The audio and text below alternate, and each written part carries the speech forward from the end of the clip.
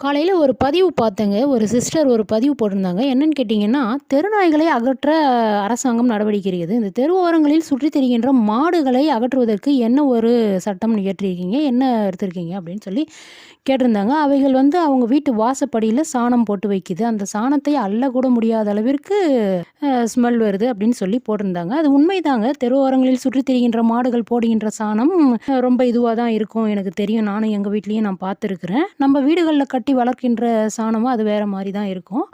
அ இவங்க வந்து அரசாங்கத்த பார்த்து கேட்கணும்.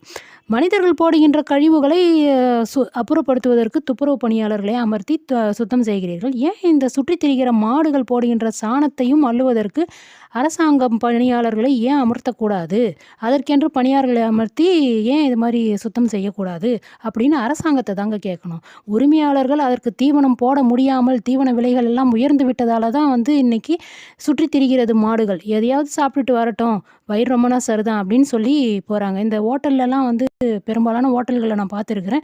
இதில வந்து அந்த கழனி தண்ணி சொல்லுவோம் இல்லைங்களா? அத வந்து ஒரு வாளியில ஊத்தி வாசப்படியில ஓரமா வச்சிருப்பாங்க. அந்த மாடுகள் வந்து குடித்து விட்டு போகும். அவைகளெல்லாம் வேஸ்ட்டா போறது அந்த மாடுகளுக்கு வயிறு ரொம்புது இல்லைங்களா? அதனால உரிமையாளர்களை பார்த்து கேட்கக்கூடாதுங்க. அரசாங்கத்தை தான் பார்த்து கேட்க வேண்டும்.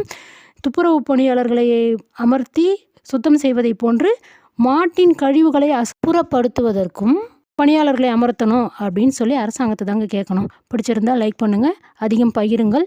பார்க்கலாங்க அடுத்த வீடியோல.